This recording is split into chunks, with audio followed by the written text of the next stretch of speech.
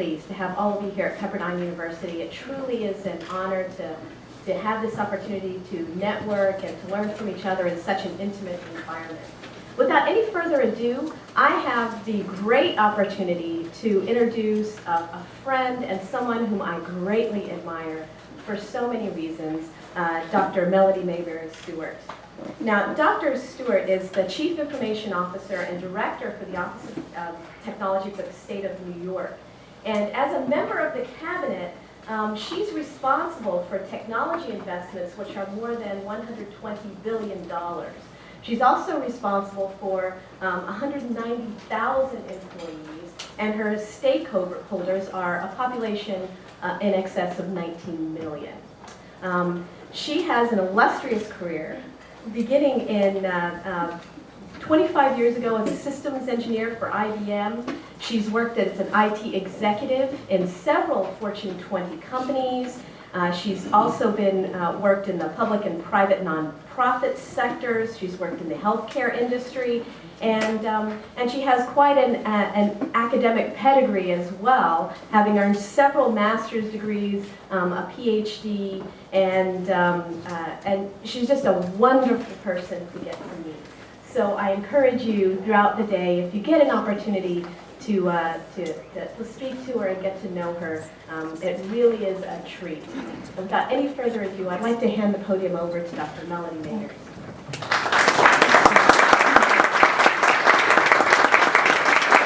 Good morning. Good morning. A couple of corrections. Charlotte said that I'm responsible for $121 billion. Boy, I wish I had that much to spend on technology. However, the state of New York spends about $2 billion a year on technology, so that still isn't too shabby. And I am delighted to be here. And this knowledge management, when I heard that you were doing this, I thought, oh, this is really great, because how do you manage knowledge? It's sort of one of those assets that, how do you get your arms around it? I don't know how you do that, but we certainly have tools that start to allow us to try and channel it and coordinate it. And I was thinking about this when Mark was talking about unexpected things, a fire drill.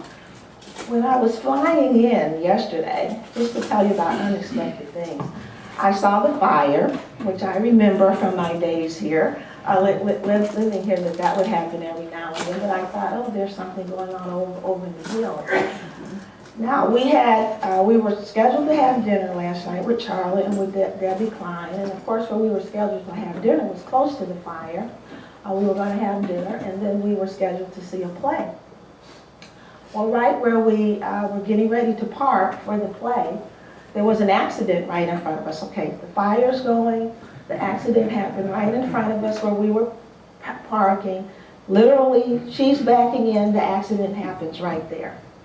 So we get out of that, we go in, and we have a very quick dinner because we're really excited to go and see this play last night. We get over there to the play, and their air conditioning went out, so the play is canceled. So here we are, and today we're going to have a fire drill. But it was great to get up and see the sun and the beautiful campus here, and I'm so delighted to be back. So thank you, Mark, Charlotte, Debbie, Christine with me last night in terms of getting ready. And I look forward to interacting with all of you today, too, because I'm here to learn as well. So it's a delight to be here, and when I was thinking about the knowledge management piece, with the state of New York, which is just really a wonderful opportunity to try and drive technology. And so to talk about public sector, knowledge management, networking, social media, and those tools, as you know, in the government setting, sometimes we're a little slow to adopt newer technologies and be at the forefront.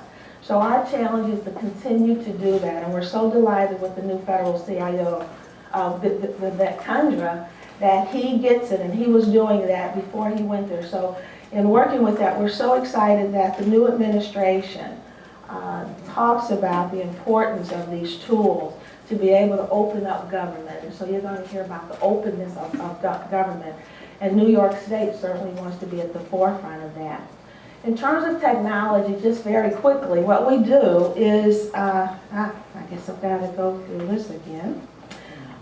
We spend about $2 billion a year. However, among that, we operate several mission-critical applications to apply technology. So those applications run anything from what we consider to be criminal justice systems, whether they're fingerprinting systems or being able to look at criminal histories online, to entertainment, or what we call gaming, to the lottery. So there's a wide range, and in between there we're running welfare systems or child abuse hotlines. So when you think about the wide range of applications and the information that you're collecting every day, how do you use that information in order to improve the delivery of services from a government perspective? So let me make sure we're ready to go here.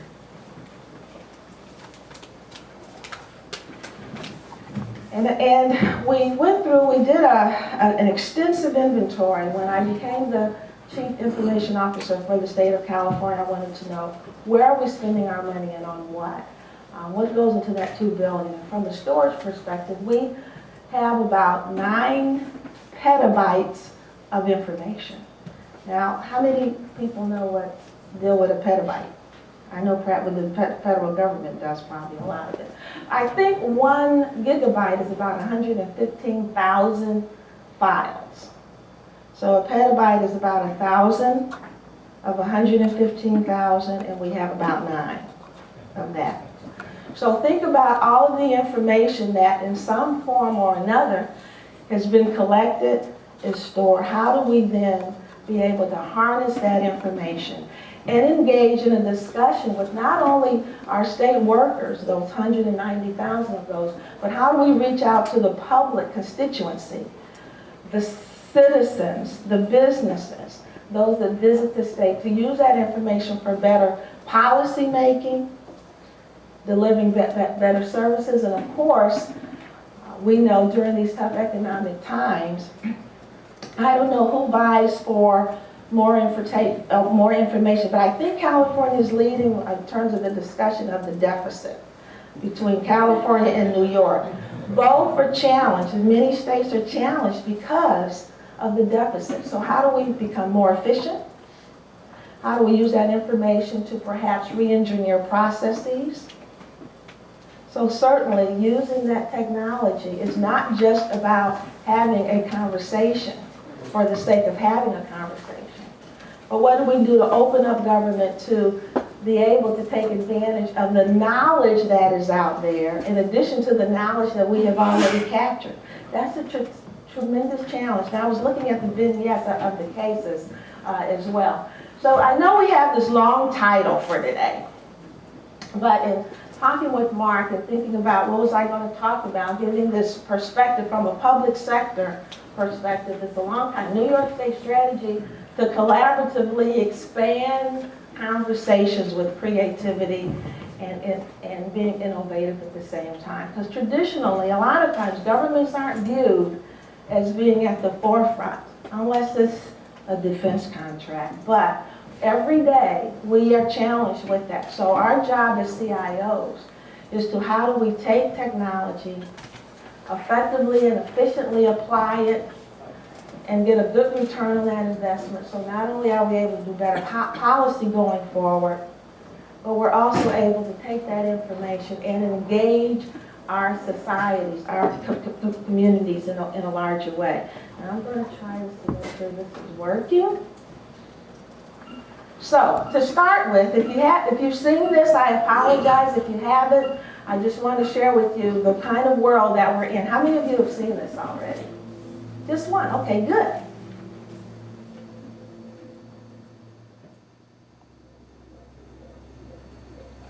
So, knowing what you don't know, did you learn something you didn't know about? A little scary, isn't it? But all the more of a challenge for us.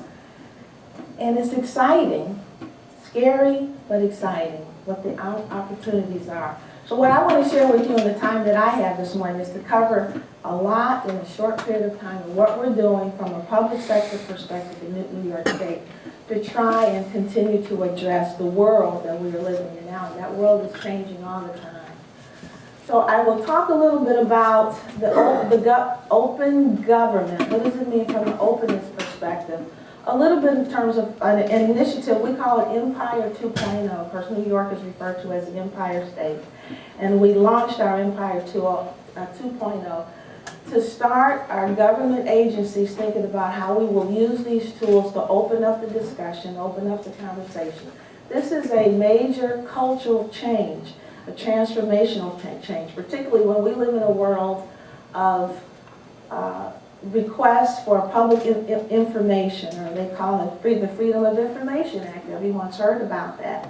So when we talk about information available, we are saying we're going to be transparent, we're going to be open, we're making a lot more information available because we think by putting that knowledge in the hands of those that care about government, we will get a better level of engagement.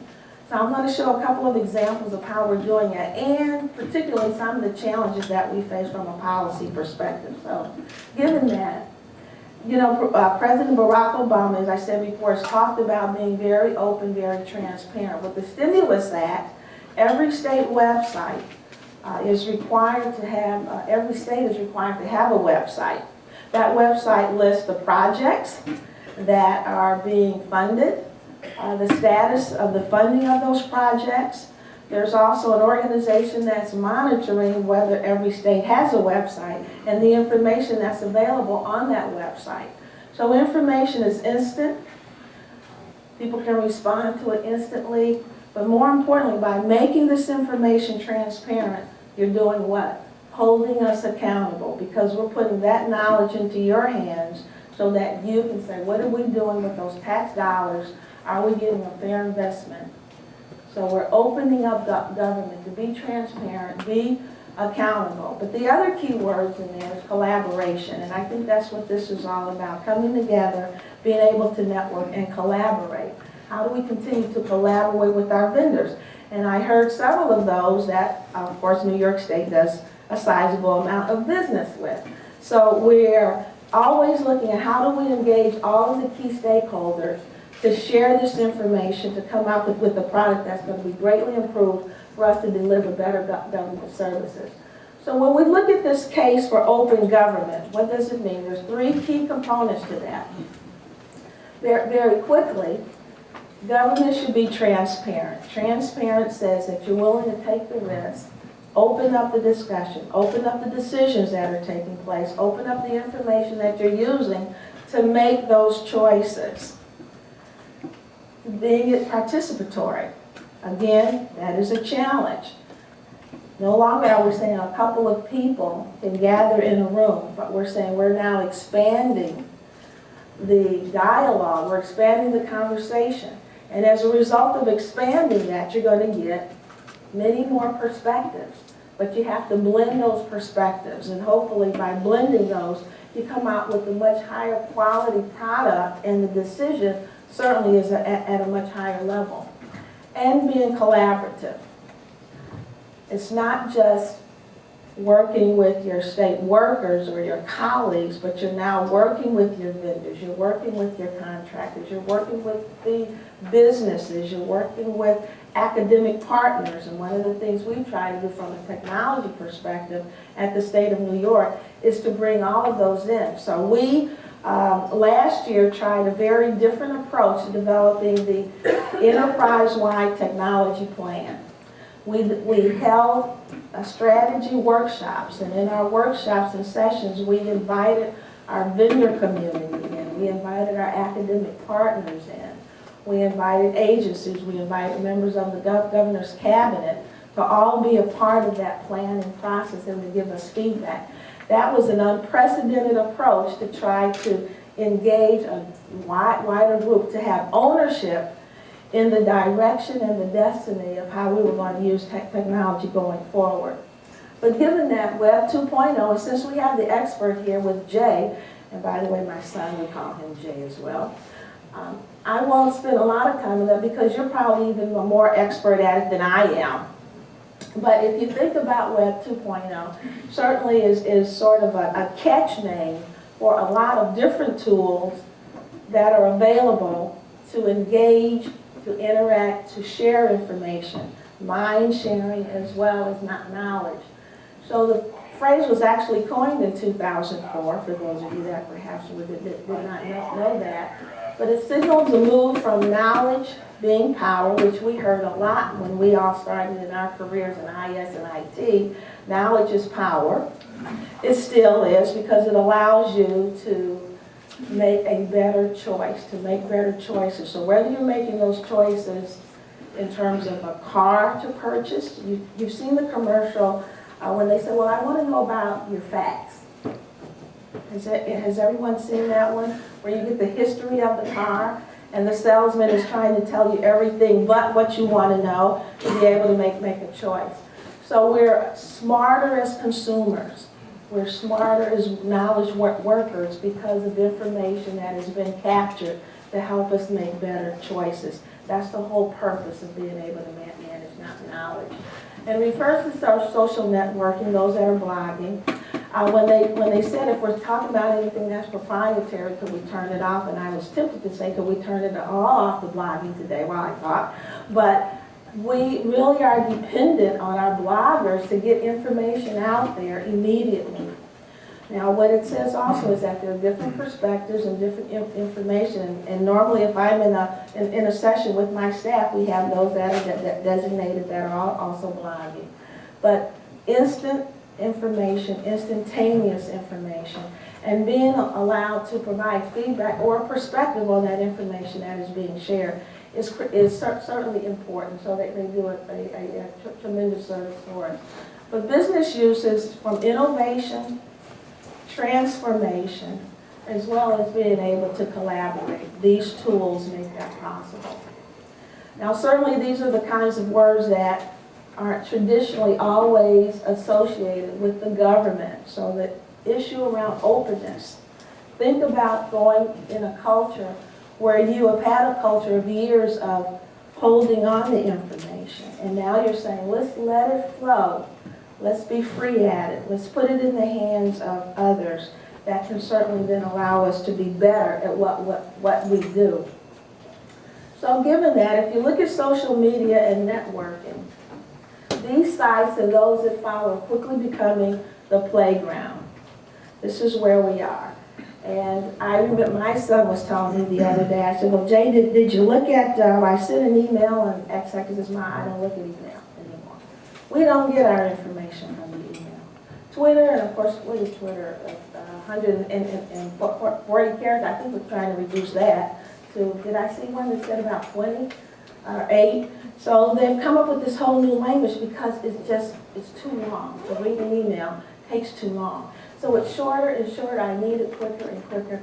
And that also says, to some degree, they want less and less information to decide what they're going to do. So there's a paradox. They're getting less. And so how do you make a decision with less of that? Because the evaluation and the analysis that perhaps needs to take place is not there. But that is the generation that's coming forward, and that's the generation that we are hiring in terms of the workforce as well. So they're going to come with that expectation. They don't want to read a lot of long reports. They don't want to do a lot of analysis, but just net it out for them in a very short way. And we're also going to be looking to them to be our future leaders. So there is the challenge as we partake of these tools. But it is becoming where we are. And certainly for those that are on the wrong, still do not have access to broadband. And as you know, that is a major challenge. Broadband and the digital divide is still alive and well. Even in the clip where it showed that the United States is ranked number 19, as the latest Pew study that came out about a month ago, we're now number 20. So we're even losing ground in the United States in terms of those that have access to the internet to be able to engage. So we still have large components that are still disenfranchised of being able to use these tools. And that's why even the broadband stimulus funds are so important, because we still have gaps, and there's still areas in the United States, urban and rural, that do not have access to the internet to be able to take part or to look at the information that is available. So we have a challenge there. Now, Fred Cavazza put together this particular, to talk about all the challenges that we have from the social media. So you have a group of sites that are sharing information where you can discuss social networks, microblogs, live stream, live cast, virtual worlds like Second Life. Has anyone conducted a conference using Second Life? We're using that now as well when we launched the Web 2.0. Tremendous tool, and it's cost efficient to engage a lot of individuals to take advantage of that, and particularly when we are challenged economically to reduce travel, though it's hard not to want to come to Malibu to travel. I don't know if Second Life will really picture that very well to have that kind of experience. But if you think about it, the different groups that are forming, social games, publishing, wikis, we've heard of it before, but they continue to grow, and it's all about expanding the conversations and the dialogue, but trying to reach different constituents at the level where they live and work, and trying to have those choices in place. So how do we, from a government, then decide which of these do we need to use in order to develop better policy, in order to be able to get a better return on our technology investments? So as I mentioned before, we decided to key in on a couple of these. We couldn't do all. We didn't want to confuse when you're introducing an initiative to have too many, but we wanted to package them all into a suite of applications. And from a policy perspective, this was going to be a huge change from a government to start thinking, let's do this. When I got there, we were blocking some of these very sites for our workers because perhaps there was a thought that they would not use it appropriately or would abuse it, but we have to open that up. So we focused on a couple, and when we looked at what were the uses we wanted to take out of that and open it up, what would be our choices. So we based it on a couple of things: public outreach, encouraging participation of those that we serve every day to be a part and to empower them to help us with applications. From a recruitment perspective, this is my biggest challenge. When we look at the workforce of tomorrow, and I look at myself, in the state of New York, we have about 5,300 IT professionals. A third of them are eligible to retire in the next 4 years. A third of them plan to retire. So as the baby boomer age comes of age, who will we replace that workforce with? So my challenge is that I wanted government to be a cool place to work, particularly for technologists that we want to recruit. And it's difficult from a government perspective to recruit those when we are competing with the private sector, because we don't pay what the private sector pays, but we do offer some opportunities that others do not. So for instance, in New York State, we have a partnership with Rensselaer Polytech, where we're a third partner with IBM and a supercomputer. So we have made that available to our state agencies to develop applications using the supercomputer. So one of the top fastest, top 4 that we have in the country, and one of the top 7 in the world. So as we start to look at technology and creating an environment where we're going to recruit them, they expect for you to have these tools already, and it is second nature to them. And we also want to be able to use these tools to push out information to those that we serve. So given that, we want to expand the conversation with what we call Empire 2.0. This is our initiative that we launched a couple of months ago for New York State, where we are encouraging all of our state agencies to get engaged, to use these tools to engage the constituents that they serve. Now, in order to be able to move forward with Empire 2.0, we also consulted with President Obama's Office of Technology and Policy, Beth Novak. Because this is new policy we had to look at, I had to get my legal team, my technology team, our risk management team, the person in quality and risk, because this definitely is taking on a risk, to be able to open this up in an environment where protecting information, ensuring information that's going to get out from the freedom of information that is appropriate and correct, but also you're putting tools in the hands of individuals. That also opens up the chance that it may be abused. But we decided to take that risk anyway because it was the right thing to do. And the explosion of the ideas and the applications has really been quite gratifying. So what we call in 2.0, connect, create, and collaborate is our tagline. In order to do that, by 2015, people will spend more than 80% of their time working collaboratively and not necessarily face-to-face. So that's another paradox. We aren't saying that all virtual discussions are good. In some, you still want that face-to-face, but our challenge is how will we do that? With Empire 2.0, we had about 3 key goals that we wanted to accomplish, and those are the 3 goals there. Promote open and transparent government, increase the level of collaboration through the tools, while at the same time increasing the awareness and initiatives for Generation V. So we call Generation V as the virtual generation. But even for you, you're here today to have that face-to-face networking.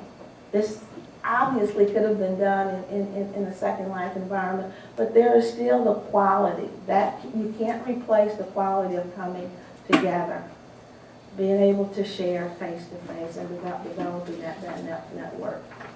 So engaging government, we did a couple of things, as I mentioned before. If you look at that whole suite of applications, we had to decide on a starting set to feel comfortable when you're starting to transform the culture, introduce these tools, which is introducing powerful tools to allow not only your employees to start to communicate with each other, but you want your employees to start to communicate with the public in a very different way. So they're engaging with the public, and you're doing it in a very transparent and open environment. So now it is for everyone to see. So our Twitter site, if you want to go to that, we started to talk about the things that we are engaged in. CIO OFT, of course, is the agency that I head up, but it allowed us to start to not only talk about what we're doing, but things that we think are important in our network that continues to grow. Our employees love it. And the funny part, my legal team was very hesitant at first, do we really want to do this? But when we made it available, the employees, some of them, the generation, they said, well, you know, we have this at home anyway. So we were wondering, when were you going to see the light? So we said we finally saw the light. And as a result of that, it opened up and inspired them. And so the ideas and the suggestions that we're getting, the level of engagement in terms of, we put out their ideas in terms of streamlining, cost cutting, those types of things. Tremendous ideas that are coming out of that. The other one that we did was a Facebook. We have many agencies, most of which our old policy said, no Facebooks. Well, now you can have a Facebook. Certainly it's information that we're sharing. We're just showing here, when fans interact with our page, stories linking to our page can go to their friends. So what we're doing is expanding our network because it's being expanded on our behalf. It allows us then to continue to widen that scope of influence as well as to get more information and expanding that conversation. What we are doing, how we are using technology. We want the taxpayers to know how are we using technology to better deliver services to them. Not only are we telling that story, but now we have an army of others that are also telling that story because of being linked in. So now, that was the other one. Now, this is our YouTube. And of course, we know that YouTube allows you to not only hear, but you can see and also react. So as we have a major event using YouTube, certainly you might think, well, that has been around for a short period of time. Why were you so late in doing that? But we had to walk into it gradually. And there are certain applications where it is appropriate. And we also know YouTube can be inappropriately used as well. So not only was it just a matter of announcing Empire 2.0, but we had to change our policies in order to enable for it to be successful as well. And create the protocol, the rules of engagement, what's considered ethical behavior, unethical behavior. All of those aspects and issues had to be developed in concert with going forward with that. So, LinkedIn. How many of you are LinkedIn? Why? You all are doing it. What? It's a great network, being LinkedIn. Would you have thought of doing that 5 years ago? Why not? You would have? Is there any of you that wouldn't have wanted to do it 5 years ago? Why not? I don't want all those people to know what's going on with me and what my professional career is. But you're LinkedIn now? Oh, absolutely. Okay, so how did you transverse from transcend that curve to not wanting to be a part of it to wanting to be a part? It's a change in the culture.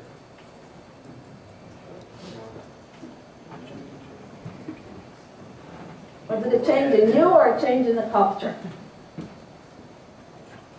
Both. So we had to feel comfortable with it.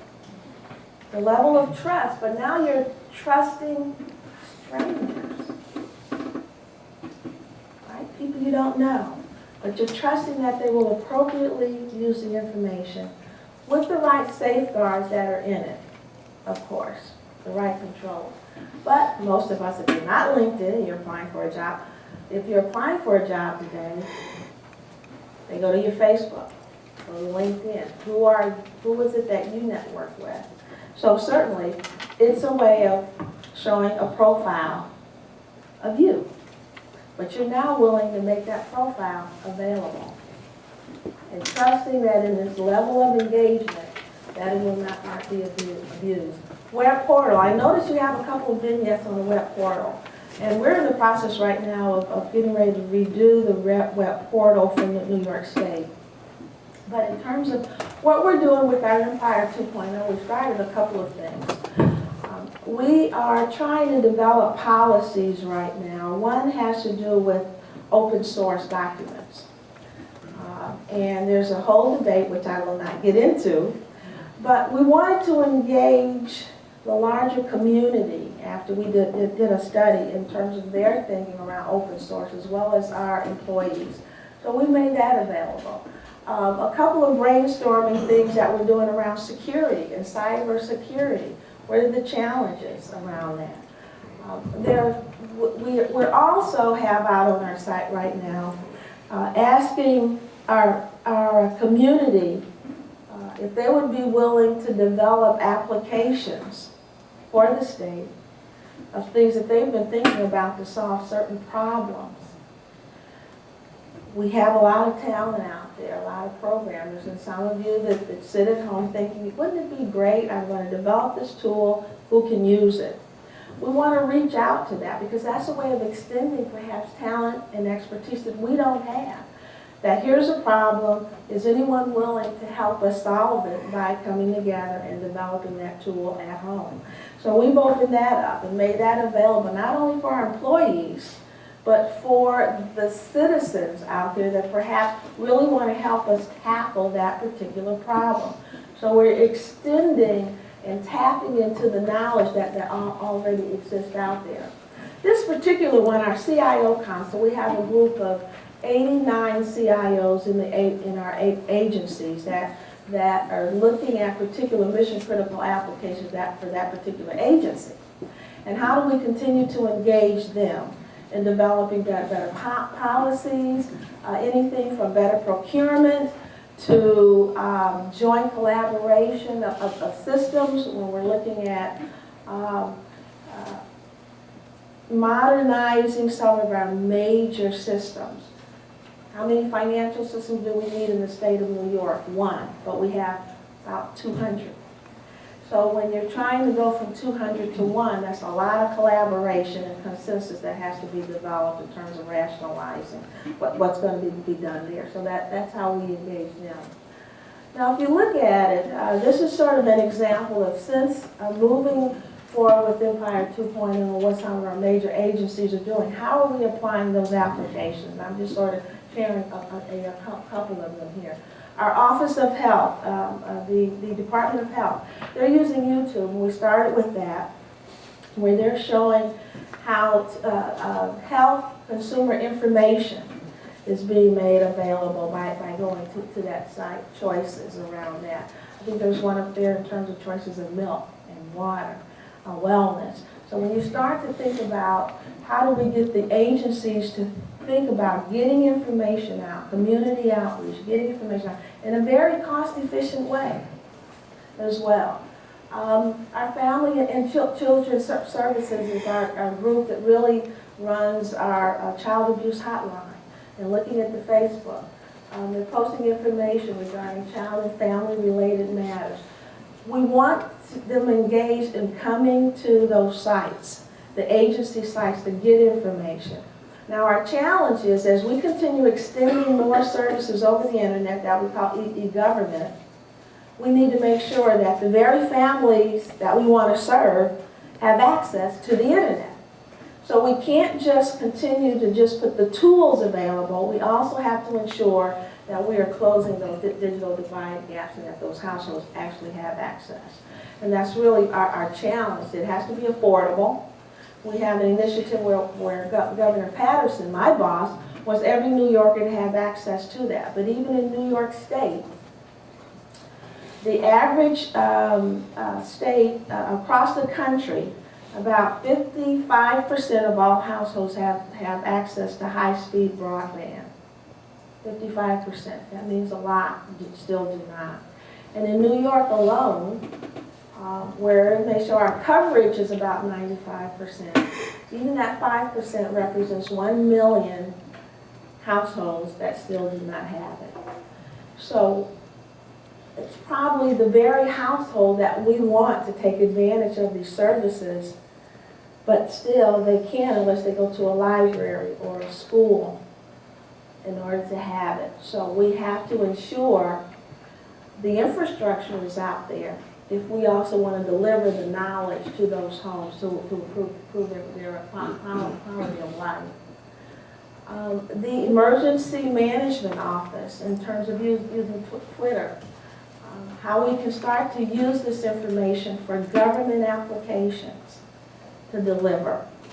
So, quickly, what are some of the things that we're doing? I'll just show one example. Niagara Bridges is an example where we have 2 international bridges. They use the Twitter information to talk about the conditions there. So, again, here's how we can start to do, because we know you're going to be looking at that while you drive, you're deciding what your route's going to be. And I know from my days of living in Southern California, that was the first thing I did when I got up in the morning, because I was living in a Riverside, driving into LA every day, so it was which route am I going to take today? Now just think if I had that then, because conditions certainly can change when I'm on route. But you start to make a decision and you're looking at that, and I can have that real time as well.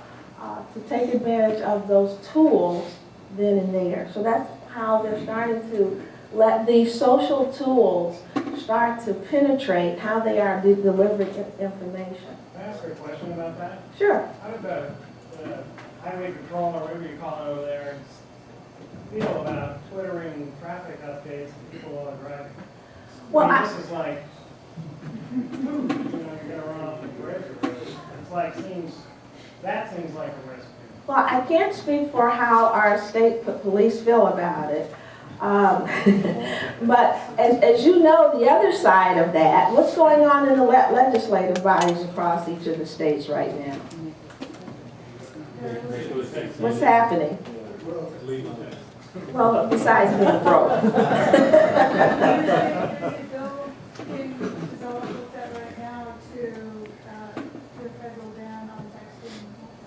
But some states have already started to pass their own bills. No texting while driving. because of the safety concern. You saw the one on TV where the bus driver was texting and slammed into the car. So there is that downside of that. But people want this kind of information. They want it. It isn't as though you're going to stop the desire and the demand for that information. So they're not sitting on streets already. No. This is an agency that's doing that. Right, but I'm sure most of the people who know about this, yeah, they'll look at it, but then they're gonna read it when they go online. I know they're not responding, like, hey, that's a lot, but they're gonna be reading it. So it just seems like an interesting social experiment that, has conflicting things. I mean, I think it's great trying to tell people, but what about like getting the information to the radio station so you can listen? Well, maybe they're checking it before they leave. Well, I'm sure they are. I'm just saying. When you're driving in, or do you have teenagers? Oh, yeah. Are they listening to the radio while they're driving? Oh, yeah. They're listening to radio and driving and texting. But the radio. They're listening to music, plugged in. But every one of these choices, that's really why you're here today. There's the downside, there's the plus side, and you have to weigh that. And so the question becomes, what policy do you need to put in place to address that? Because with every one of these, there are risks. And the question is, how do you mitigate those risks in order to minimize and still protect the safety of those that you're going to serve? You aren't going to stop social networking.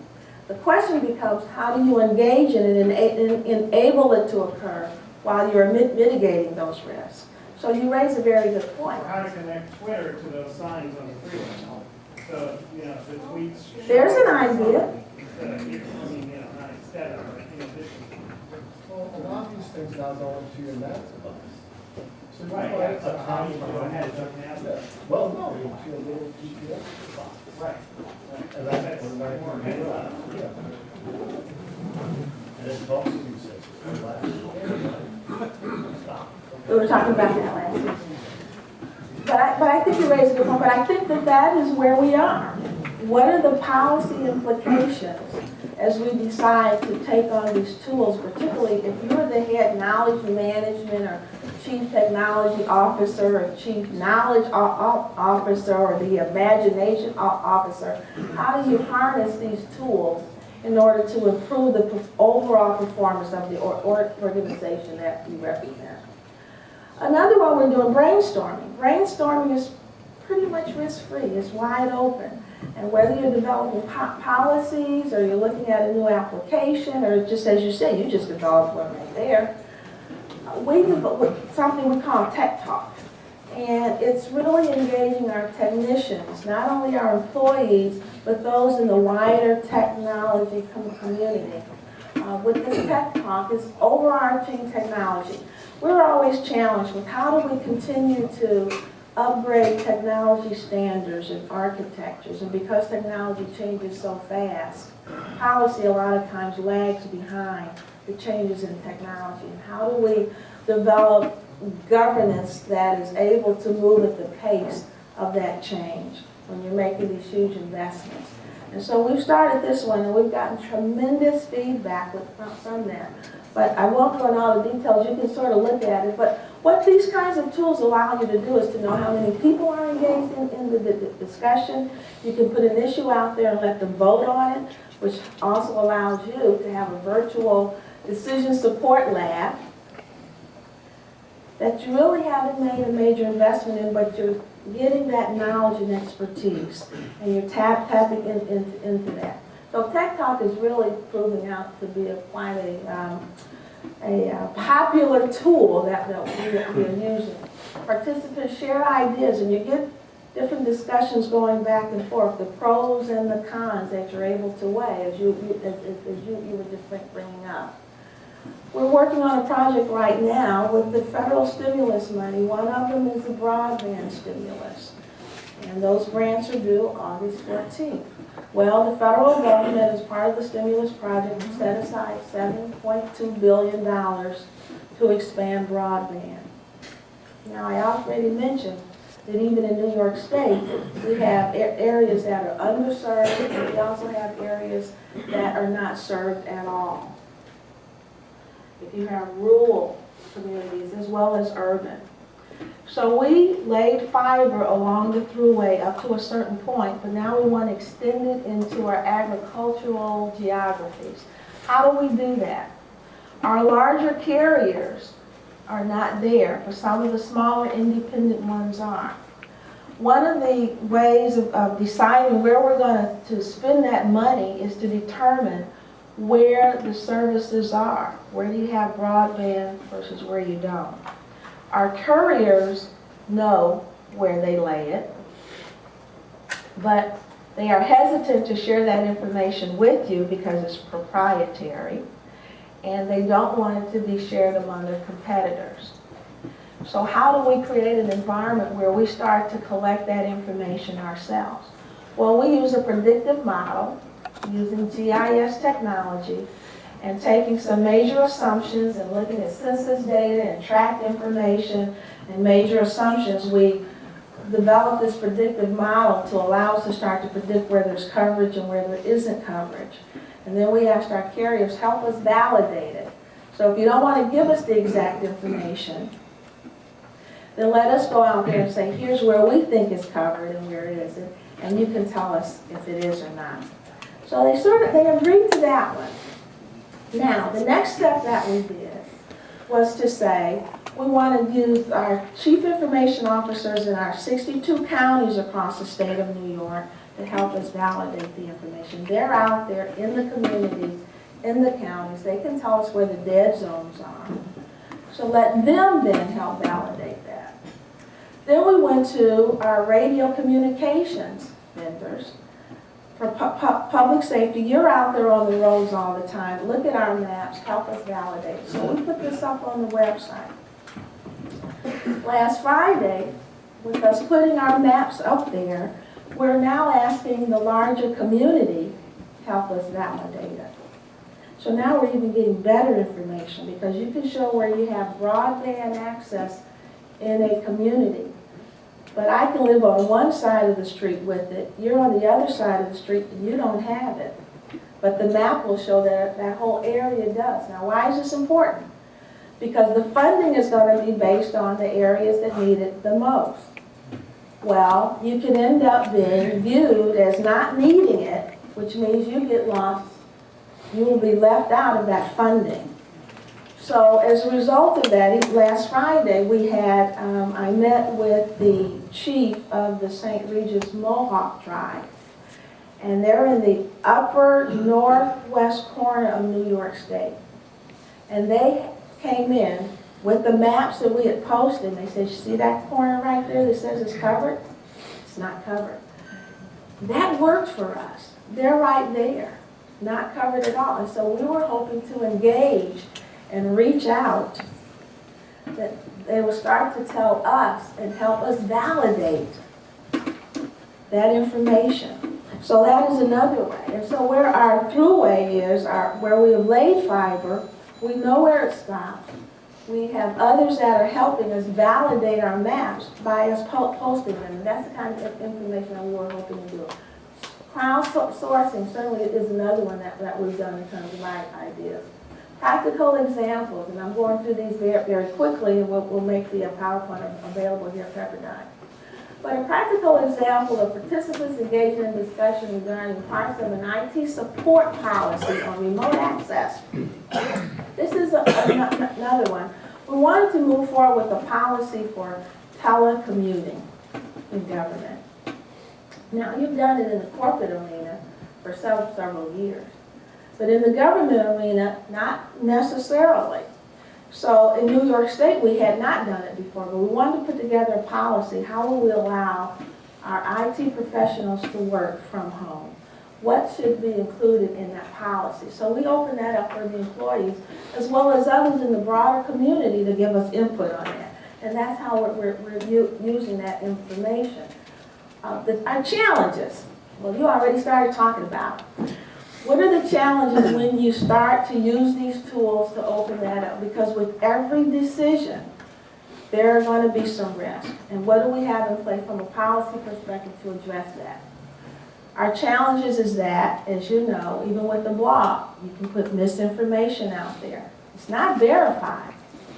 It's just misinformation. So sometimes that information, in and of itself, taken at face value, is perceived as the correct official word. So there's still no substitute for still doing your own due diligence and doing the research to get the information.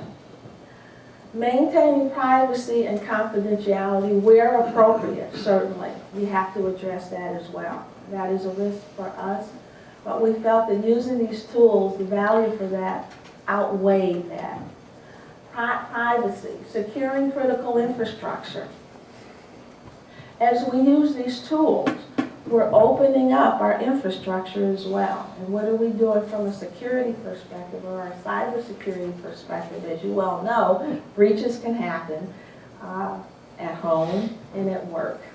And there are those out there, as we well know, that spend their careers figuring that out. So as you continue to open up that network, that's also the downside. Protecting intellectual property, obviously, is key and continues to be. Intellectual assets. What are we doing when we open these up and the information that could easily be shared? And managing the message. It still is not just free open, but we want correct information out there. We want complete information. And from a government perspective, we want to be able to ensure that our policy does not stifle the flow of information, but we also want to make sure that our policy has the right safeguards that should that information be abused, there are still, there's recourse that also has to be a part of that from our employees. So if you look at the societal and cultural challenges, and these are the things I hope you'll be thinking about over the next 2 days. As we said before, when you enter into this world, the level of trust has to be there, that this information is not going to be abused. You're linked in. You're given permission for someone to use your information, your profile, and you're hoping that that information is not going to be abused. But it also says we're accountable. We're more accountable to each other when we engage in these networks as well. Access. There's the fear factor. As you said before, I was a little hesitant to do it, but I'm going to jump in. I'm going to jump in with both feet, and by doing that, I'm going to take the plunge. Still a little scary for some of us in the baby boomer generation, but the teenagers and the younger ones have no fear at all. Fear factor is not there. They expect it. Exposure, but the other challenge is literacy. If we are not continuing to educate and train people in the proper uses of information, that's where the abuse can come in. So from a digital literacy perspective, but even in terms of ethical behavior and challenges of using these social media networks in the workplace for our employees as well, still has to be taught. We're vulnerable, and there's a certain amount of humility, particularly when you've said something one day and it's immediately sent out to millions of people that day. Certainly can make you humble as well. So there's certainly the social aspects. The ethical challenges, there's freedom, but there's also responsible behavior that has to go with that. That has to be balanced with that. And that's what we expect for our employees. I won't go over each of these, but just to give you an idea of the types of things that we had to adjust from a policy perspective, we issued a new policy to make sure that we had the right safeguards in place, the right management controls in place, but we want to balance that because we want to encourage engagement. We want to encourage new ideas. We want to encourage risk-taking. We want to encourage creativity. We want to encourage innovation. So in order to create that environment and at the same time protect critical information because of the kind of information that we do share in the government, how do we continue to balance those? And that will continue to be our challenge. So with that, there's the legal and the illegal uses of the social media, and I have about 3 minutes left. Intellectual property, we've talked about some of those. Defamation, the illegal uses of that. We know that that's a downside. How do we address that? Are the right penalties in place? Some you can control, some you cannot. But of course, when you look at this, the social media allows you to be anonymous. It allows you to take risks. It allows you to defend and put a lot of misinformation out there. What kinds of policies should we have in place? We're looking at one right now to talk about the use of blogs. We've been asked by a couple of members of the legislature, what kind of policy should we have in place now to start to deal with that? So that's going to be a challenge. However, even though we have all those challenges, I do? Okay, great. That's right, because we took our time for questions, right? But if you think about it, I think everyone knows Dr. Seuss and all this, but the places you can go, the possibilities are endless. And we've just started this journey. We're really still at the beginning of this journey, where we think about what's available and how the world is changing and how exciting it is to be a part of it. And for those of us that have been in technology for most of our careers, we never would have thought about this when we started. Never would have thought about how the world is changing, how we must adapt to it, to realize to be a part of that. And you're going to be the leaders that will be deciding how will these tools be used in order to have a stronger and a better and more informed society and for leaders of tomorrow. So I'm really excited about it. And one vignette, I have one employee, and she's been with state government for 30 years. I won't mention her name. But we decided, let's put her on this project. She's carried away with it. We thought she was probably our most conservative, rigid, stodgy individual. And she's just blossomed as a result of this. Never thought she would do it. Never thought she would be involved. It's just found sort of that second life, that new wave, and is so engaged. And that's also the reward that we get by moving forward, that not only are we engaged with our younger generation, but the older generation, of which I am a part of, have found new breath, energy, and the confidence level to be able to introduce them to these tools in the workplace. They can then go home and work with them with their grandkids and their great-grandkids and say, hey, grandma's cool. So it's really, it empowers and it raises that level of confidence that they feel that they are engaged in this larger dialogue and conversation, and allows them to even be better at what they do outside the workplace. And so getting over that fear factor, that we have an opportunity to do that then and there. So with that, our future plans, I'm just going to show one, and I already talked about it, and then I'm going to take your question there. I talked about the broadband mashup. By putting that information out there, we now have citizens or vendors, those, as I mentioned about the chief and that with us, helping us maintain that information, ensure that it is correct. Data integrity, the challenges of that data integrity. Well, we're engaging the community themselves to do that.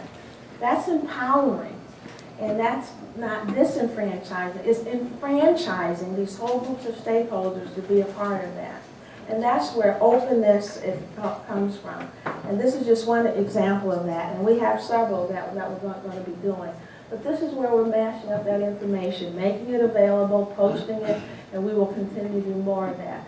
Our state controller did a website that's called Open Book. As a matter of fact, it was just recognized, where every contract, what was purchased for the contract, to the vendors involved in that contract, that is now available. You can go and look at that open line. That information was not available a year ago. So even to know who's getting the information, who's getting the contracts, how much is being spent, and are they delivering on that contract or not? That's holding vendors to a higher level of performance, results, and being accountable. So I can go and look at that as well. Didn't exist. You had to submit a Freedom of Information request to get that information. Now it's available for everybody to take advantage of that. So we can make sure you're not buying $10,000 toilet seats. I think that it sort of prevents doing that by being transparent. So, my boss, Governor David Patterson, has been one of the champions of us moving forward to use this tool. When you think about Facebook, Twitter, what? Government doing that, it takes an amount of risk to say, let's open that up. We're talking about 200,000 employees being able to take advantage of that, as well as 19 million taxpayers. But what we're doing with the stimulus, we created a website where we're tracking all of the projects that were submitted, what they were submitted for, the amount of what was requested. The next thing we're looking at is starting to list the jobs created from it. What's really coming from it? Because we remember that the stimulus was about creating jobs and saving jobs. So there's even a higher level of being open, being transparent, that every state is being asked to step up to that higher challenge, that higher level of being accountable to those that we serve every day. So with that, I hope that gives you just a quick snapshot of how we're trying to use these tools to harness knowledge that has been created within our systems that are already there, but also helping to create more knowledge, and how do we tap into that. So I want to take questions at this time. I really thank you for the invitation to be here, and I'm going to be around to interact with you, and I want to hear how things go with these case studies and these vignettes as well. So thank you, and I hope this gives you a good idea of what we're doing in New York. I have cards here that Charlie's going to have, Mark's going to have. If you're in the area, you're going to be there, I hope you'll stop by and visit with us. Let me know you're there, and have you meet with our team as well. So thank you very much, and I'd like to take your questions.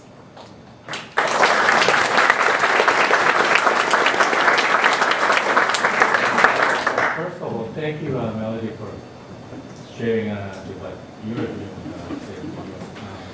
It's more of a comment, and we're going through a similar situation. The current paradigm is how to put right and correct information on all these tools. So burden is on the provider, and perhaps we should think about putting burden on the information takers, knowing that all these providers have freedom of doing whatever their own perspectives. And before we are taking all this information as a Bible, whatever is out there, it should be correct. Now we should think about it may be misinformation, maybe not correct. So put the burden on the takers and put a caution on what to take and how to take and how to use it. I think you're correct, and that's something that we struggle with all the time, because it's easy to accept because it's there, it must be true. Sometimes it really isn't true. And if one person is given an opinion, one person has given an opinion. So you still are challenged, and hopefully that others will always look at balancing that, depending on how critical the decision or the information is. That you will still not just look at that as one source and the only source, but that you'll also complement that with your own research. But you're absolutely right. I have two questions. The first question is your website portal. Did you design that internally or externally? We're doing it internally with outside resources. We're getting ready to redo a whole portal. We've also been working on a portal for our Health and Human Services group, the cluster group. But we use, New York State uses a lot of vendors and contractors to do that. So, yeah, we do it with both. And is it open for intranet and as well as external people, intra? Well, we have intranet. CIO, we have our own intranet, and we're using a lot of these tools for the intranet. When I talk about the CIO Console, when I talk about our employees, we do have the intranet infrastructure, but we also have the internet, which is external. And last question. Do you have on your website portal your needs or your customer pain? You know, what type of projects or what type of solutions that you're sometimes looking for to get people to submit or help, you know, innovate on those kind of ideas? Right, and with our Empire 2.0, we've listed those. If you go to some of those sites, you'll see the types of things we're looking for, ideas around policy, as well as around certain projects that we're doing. But if you go to those, they're listed there. And it's also listed in terms of who's already commented, and to be able to engage and insert yourself in that dialogue is there as well. And I hope you'll be a participant. What's your name? My name is Douglas. So I'll be looking for Douglas then? You see? I think she had a question though first. Hi, my question is, are the rest of the states as progressive as New York?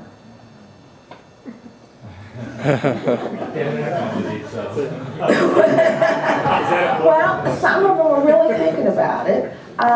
Terry Takai, who is my colleague and a dear friend of mine, is the state CIO for California. I know that they're looking at Web 2.0 tools. There are other states that are certainly looking at it. I don't know if they put together the suite that we put together here. I think we're unique in how we put these together. But certainly there are other states that have been using some of the tools and are also looking at how to expand with them. I was on a conference call last week with several of our states that are looking at that, and I belong to the organization, the National Association of State CIOs, NASCIO, and they're looking at how do we engage that, because I saw Google on the Google people were here. I'm interested in talking to them. Where are they?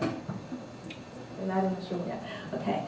But we're also looking at how, from a state perspective, can we also take advantage of better contracting in terms of conditions and collaborating together on those tools. So we're engaged in a discussion across our states. I know that's not your exact question, but that's how I'm going to answer that. Okay. Right, since the mic is right. Yeah. First of all, thank you very much for a wonderful presentation. My question is that in terms of managing the knowledge that's generated, what are some of the challenges that you're facing now that, a lot of the knowledge is being put out there instead of, on the 9 petabytes of files that you were, alluding to earlier. So, especially with the younger generation, younger workforce entering, working for the state of New York, all that information is now being put on Twitter, Facebook. How do you harness all that information to use now that it's just out there? First of all, I don't think it's possible to harness all of the information. I think because there's just too much out there, you really have to sort of zero in and target. For instance, I think the way you harness it is to have these kinds of sites where you're doing brain sharing, you're doing brainstorming, where you're focusing the discussion particularly on what problem you're trying to solve. The rest is uncontrollable, and it's going to happen. I think the other part, though, if you have a Twitter site for your organization, you certainly can decide what are the things we basically don't talk about. Melody is getting on the plane. She's getting off of the plane. I don't think anyone wants to track my every action. But major announcements, major activities, major events, things that are happening, those are the things that we want to make sure are available. So you sort of have to weigh not only the quantity of information, but the quality of that information if you are really the initiator of that site. Yes? I actually had 2 questions, and I'll piggyback off the one that we just heard. One of the things you said relatively early on was you talked about that young people, specifically you were referencing Jay, I believe, and his not responding. I'm going to hear about this. It's probably a text message from my son now. No, but not responding to your emails. And by the way, I have a 13-year-old. He doesn't respond to my emails either. But I guess the question I was getting at is how do you limit, or sort of what are your thoughts about how you limit or control? Control is probably the wrong word, but the amount of information. What I find my biggest issue is I feel overloaded, like I cannot possibly touch all the pieces of information that I should be touching at any given time? Well, I can only speak personally. I don't think we can limit information. If you spend all your energy and time on that, that's sort of chasing your tail. I think you have to be able to extract what is critical that you need in order to make critical choices each day or the week or what the problem is you're trying to solve. But I think that it's I think that that's sort of a mission impossible. And I don't have a desire to limit the information. I'm more concerned about correct information, getting to the right decision makers. And that part, I think, is where you can continue to impact that. In terms of me personally, I'm challenged now because you have your Facebook, you have your LinkedIn, I have my email systems, and so it's how many hours of the day do you take out for that versus devoting that to a weekend activity to update. Because as you know, your inbox can get filled with everyone wanting to link and be a friend and be a colleague. And you want them all. You can't respond to them all right at that time. But the challenge is everyone wants to know that you've responded to them instantly. And that's just impossible. The thing we haven't expanded is the number of hours in a day. So that is a challenge personally that we have to address. And to be able to set aside, when we enter into that world, we have to commit that we're going to spend some time engaging in that world. But in terms of limiting the information, I don't think we can. And I don't think we need to try. I've got one other question. I'm curious about how you dealt with resistance to information sharing from, for example, your legal departments, from your information security folks. You know, how have you crossed that bridge? Because it sure seems to me that in government that must be as big an issue, if not a bigger issue, than it is in large corporations. Yeah, because you are under a lot more restrictions, legal concerns and all. But when we decided we were moving forward with this and we wanted to be out at the forefront, I just brought them all in the room.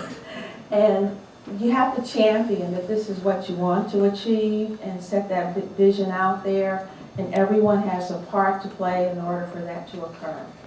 And that's how we did it. We just sort of kicked it off that way with me setting that tone, that this was something that we needed to do. I wanted to make sure the governor's chamber felt comfortable with us moving forward, and why that was important, because we want to engage the citizens to be a part of the dialogue. That's why we're here. We're here to serve them. And we want to open that information. We want to make it available. We want to put it into their hands. And your legal department, your security department, their job is to avoid, they're risk averse. You're absolutely right. But when you weigh the value of that, and being a strong champion to keep them focused on what the advantages are. And I think that the value far outweighs not doing it. You can't afford not to do it. The question is, how do you do it? So it wasn't if we're going to do it or not, it's how we're going to do it. So, question, are you also setting up to help maybe localities do something similar, small towns and so on?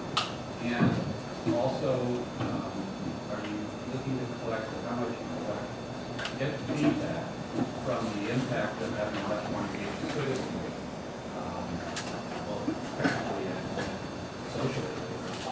Yeah, we haven't figured out exactly how we're going to measure all of that yet. We're looking at what could be potential performance metrics in terms of a dashboard, but a lot of times that's just counting how many people are engaged. What you really want to be able to determine are not how many people are engaged, but is the quality of life, what's really the impact?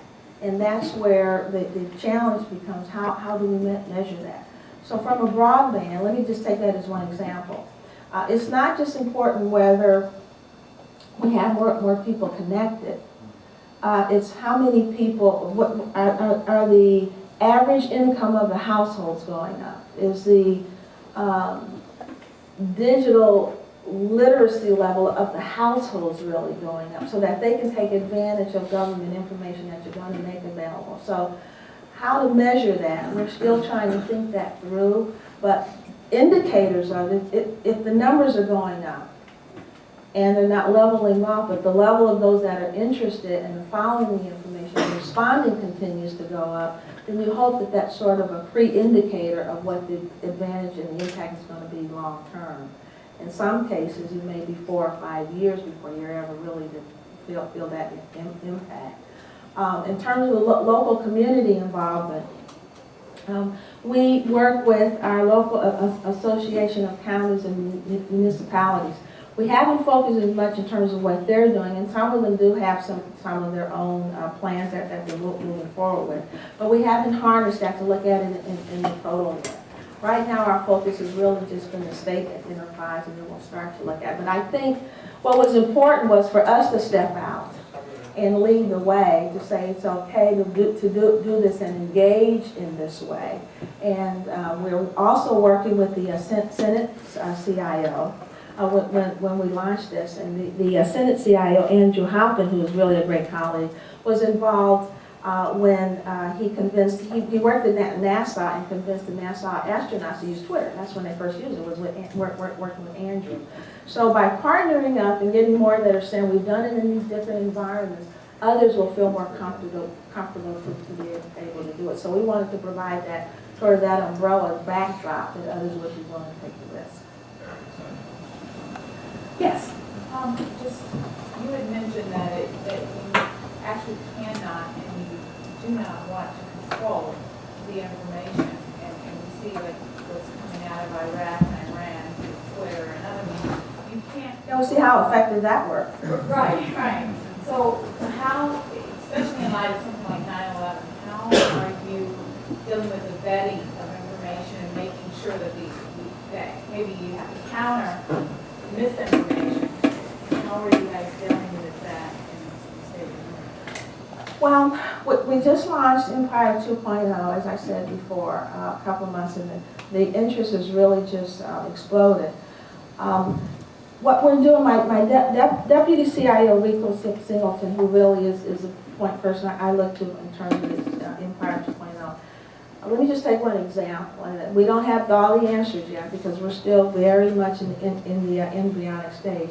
But as we look at those that are responding to the brainstorming piece, then you start to get into smaller groups, and eventually you bring them in, focus groups, you engage them, and so you start to validate even the level of engagement. And I think that process you continue to go through, like you're peeling the onion, to get to those that are truly engaged, want to be engaged, are valid. And you're going to get some that perhaps responded but weren't as interested. We just haven't gotten to the level where we feel necessary to validate all of that yet, because our goal is we want people to just participate. And once we're able to do that, then we can start to hone in more. So we're still in that exploration, engagement, collaboration, creating the environment, creating an atmosphere that they'll feel comfortable, and then we want to be able to start to target. Yes? So I think I saw Jason. Okay. Well, you're obviously a thought leader in this whole Web 2.0 from a state leadership standpoint. Do you see down the road sharing all the lessons with the other CIOs of the states? Down the road, do you see an enterprise solution like this in other countries? I hadn't really thought down the road, but we do share with each other in our group with NASCIO, and I think we'll probably see some policies or strategies that will come out in terms of lessons learned, case studies. Maybe a case study will be here at Pepperdine. But because we have that social network, we want to learn from each other. What are the pitfalls? What can we avoid? But I think we're all still in this learning stage right now. But I hope that will come out. Yeah, absolutely. Well, Enterprise for me is a state. Whether we have a national one, I don't know. I'd be happy if we get a national broadband strategy. I think that's what we need to focus on because the tools are going to change. You know, that circle that I saw, we don't know how many there will be. Next week, the week after. That changes so often. There's more choice there. But what you want to have is a different culture, a different mindset that engages that these are okay and to continue to legitimize them in terms of being able to extend the conversation. Well, yeah, I enjoyed your presentation, and my wife is a New Yorker, so I'm told and reminded that Brooklyn is the center of the universe, although I don't know. Oh, here we go. We have a couple of those. But you had talked at the beginning of your presentation about your knowledge retention challenges for your workforce. I was wondering if you could just further elaborate about the kinds of strategies or techniques or approaches you might be using to help fill those gaps. Sure, Jay. The challenge that we have is that we've got to replace the workforce with the knowledge, with a high-tech workforce. To do that, we have formed academic partnerships with our colleges. One in the Bronx, one in New York City, Albany, Utica, SUNY, CUNY, CCNY, Marist, because we want to be able to influence the curriculum, to talk about here are the kinds of skills we're going to need and to work together. If you're developing that curriculum, we want to create internships, we want apprenticeships, we want a mentor. We want them to work with us, to experience it, so hopefully we will be able to retain them, attract them and retain them. One of the other strategies that we're doing is that we're working with our unions. If you know anything about New York, we have unions that are very much involved, and a lot of our technology people are a part of that. So we've entered into a partnership with our unions where actually they are funding, this is the first time we have ever done this, but they have agreed to fund a pilot program where we are taking some of our current employees and we're retraining them and retooling them. And so we're doing a pilot for that to try and encourage others that perhaps hadn't thought about some of these other critical skills to think about that. So we're getting ready to launch that very soon, but working with them because they're partners there too. The other thing that we're doing is that we are working with our vendor community in terms of them developing internships and partnerships and working with us. While they're looking for skills, we are too. And so there's also a partnership that can be gained there. We have a technology academy that is run out of my organization. We're expanding that. We've developed some, what's our number now? We're up to several hundred courses that are available online. And we want to make that available to also tap into those that perhaps hadn't thought about being an IT professional in the other agencies to take advantage. We've been holding education. We have one course that we have that actually one of our vendors is to partner with us in teaching it. It's IT for the non-IT professional. And we've gotten executives of other agencies that are thinking, what do I want to do next to be a part of that, to try and encourage them to enter into the world of IT. And that's been met with overwhelming success and the demand for that. So we're taking a multi-pronged approach in order to be able to address how we're going to fill that pipeline. Is there a question there? Yes, okay. Yeah, actually,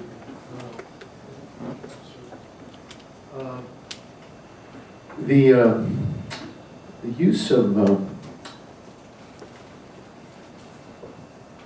of Facebook. I was hoping you might discuss that a bit more in terms of the way you're employing it, especially with regard to human capital, and how that might relate to concerns with unions in terms of promotions. Back about 7 years ago, we attempted to deploy a system called Knowledge Registry at NASA. And we were astonished by the pushback we got from the union, from people in human capital, concerning that if we set up something where a person's qualifications were available, it could be used to recruit folks from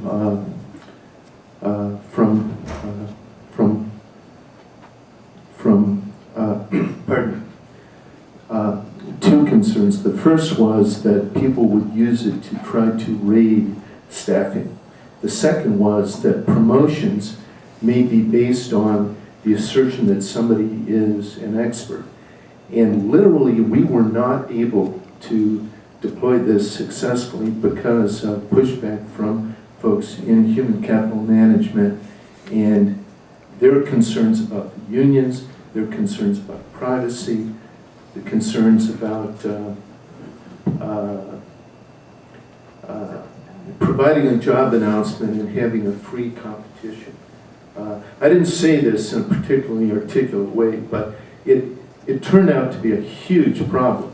Now again, that was 7 years ago, and the culture has certainly evolved since then, but there continues to be a lot of concern within government organizations about the use of Facebook-type technology where detailed information is available concerning a person's skills, knowledge, and work experience.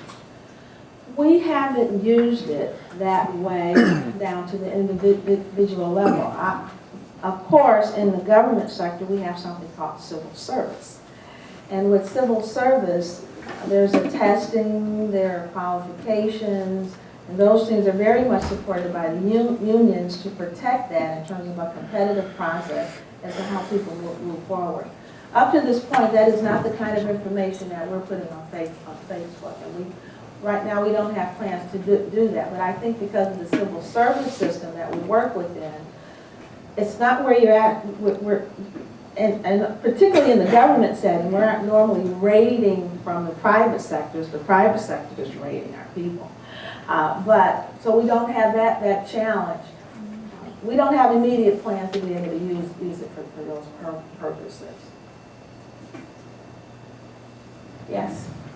How much time do I have, Dave? About 5 minutes. Okay, all right. In your responses, you use the word "we" very frequently. And from a design perspective, I'm kind of interested in terms of how the "we" is structured, and is your method of intervention tend to be consultative or tends to be fairly task-driven in bringing the change?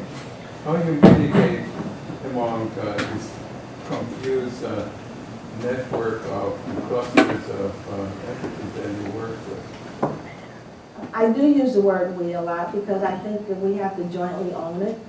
Well, what is "we"? Is that we, an office? Is that an office? Is it structured? That's what I'm interested in. In my position, I serve as the Chief Technology Officer for the Governor and a member of the Cabinet. Also, my other colleagues are commissioners of agencies. And then we also have CIOs in each of the agencies, and then I have my deputy CIOs that report to me. In order to be successful to move this kind of initiative forward, you have to have support from the executive level, the agency level, as well as from the technology community, as well as even from the vendor community as well. So when I talk "we," I'm talking the collective "we." When I talk champion, it's a "I," and then I try to solicit other champions in the "I." But our language, our thinking, our mindset is that we jointly want to be successful moving this forward, and we jointly want to engage in the development of policy to encourage and transform the culture to feel comfortable with that. So that's what I mean in terms of those key stakeholders of the "we." Does that answer your question? So "we" is pretty complex.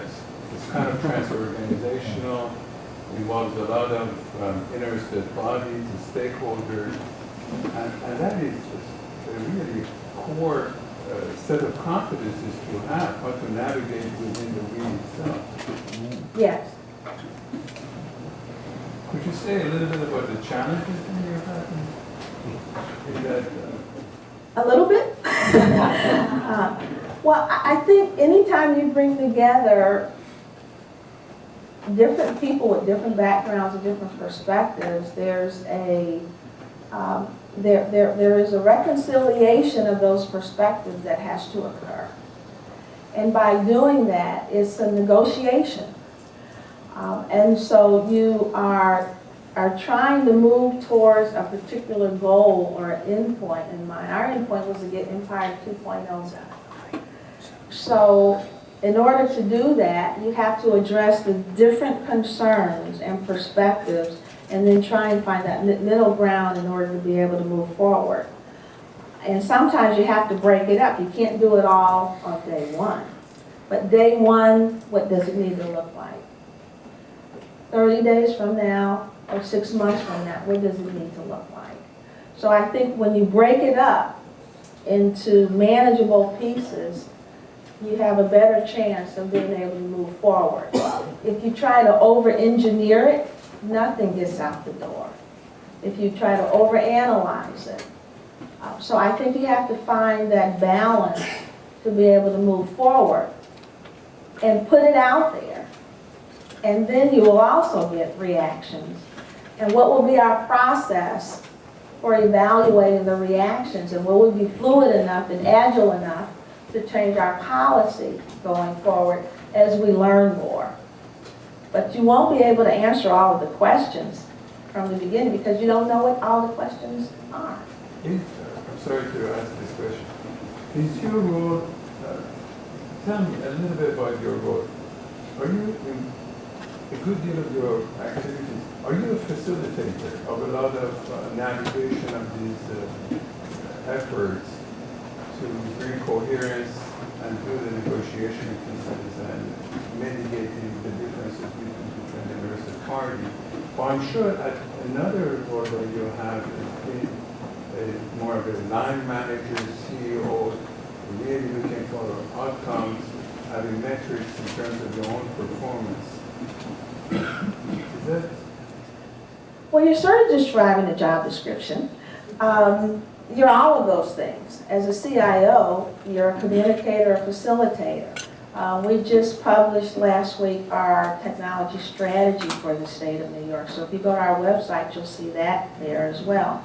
So you have to be the chief strategist, policy maker, developer, and you're working with other teams in order to do that. I spend a lot of my time on strategy, a lot of my time on communications, a lot of my time on facilitation, a lot of time on negotiations.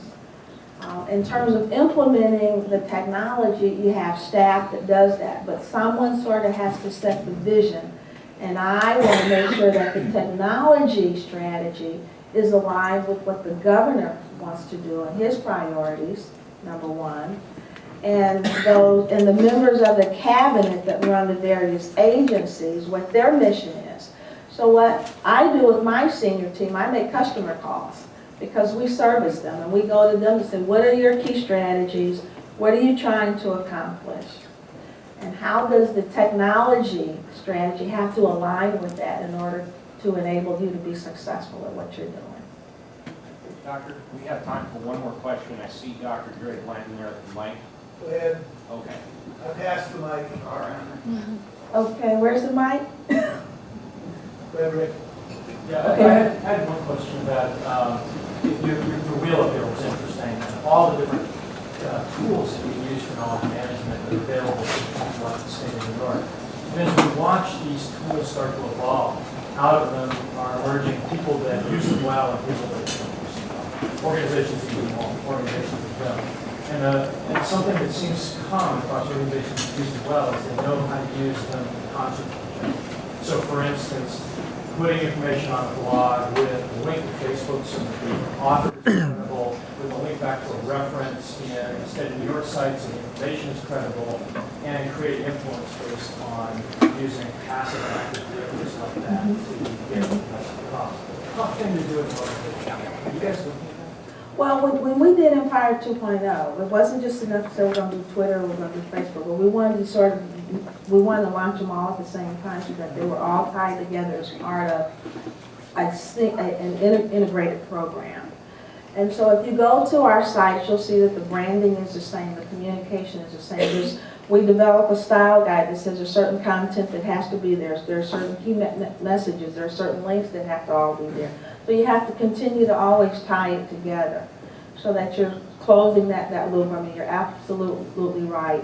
And when we were trying to decide out of that potpourri, which ones will we go with, it has to be grounded in what are you trying to accomplish.